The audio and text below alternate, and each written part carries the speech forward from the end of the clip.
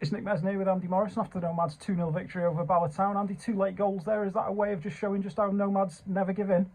Yeah, it was. Fair play to Bala. They made it a real contest. I was mindful I don't want to lose the game in the first half. Yes, we only need to go and win, but we got 90 minutes, and if you get it wrong against them with the personnel they've got and the qualities they've got, so we were maybe a little bit stronger and more resolute, defensively minded to keep the game level. Second half, we made 2 substitutions at half time and changed the dynamics of the game completely. And Ollie's not really had a save to make. Not had any real problems. So we've managed to dictate the play, but we needed to get the goal. Danzy's had a terrific chance in the first half, and normally you put that away. Jamie Insull's had a great chance, and you think, but they kept asking the question, and we don't relent. We keep going. And normally they come. That's 3 back-to-back wins. It didn't happen at Pennybont. They didn't fall for us on the day. But that's a terrific result, because I know how hard it is. When you look at Ollie Shannon, Anthony Kay, Mendes, Will Evans in the stand, and the bench that they've got, and the players and the quality that Collins put together there. At the moment they're the standout third best team in the league, clear, with the personnel and the options he's got. So it's a really, really good victory, because they're a very, very good outfit and a very good team that can adapt now in many ways to play different styles. A little mention for John Disney tonight. It was his 100th Cymru Premier start for us at the club. Just what can you say about John's contributions? Listen, I've been 10 years with John. I was with him when he was a young boy at Northwich, and we've been together a long time. We've got a great relationship, and I've been privileged to watch him grow and develop as a man, not just a footballer.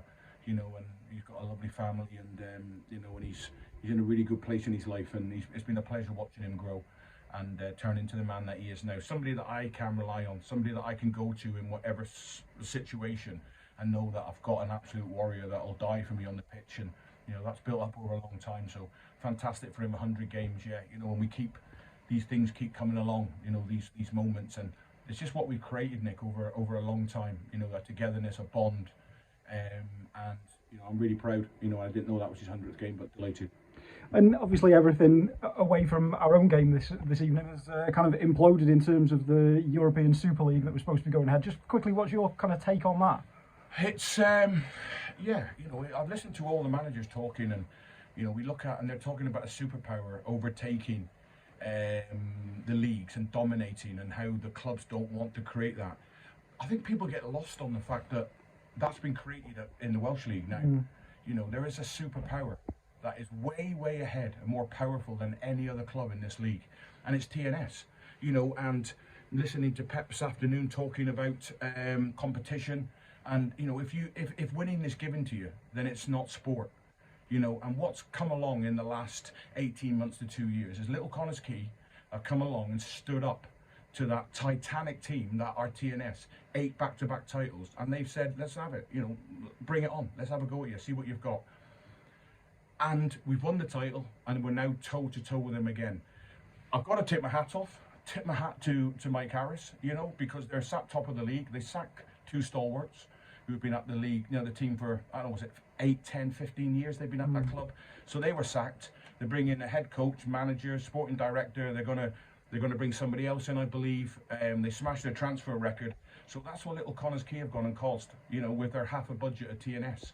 And I can't be any prouder, because whatever's said and done, when the underdogs go and stand up against the big bullies, and they say bring it on, and they win the title, and they go toe to toe, that just sums our football club up.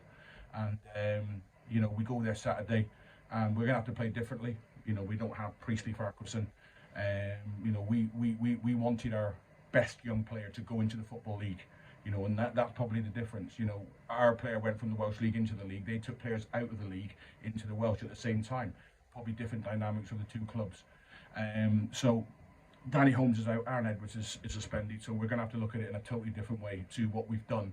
The last couple of times we've gone there, listen, we've lost, but I'll take the performance that we give in the last game against them.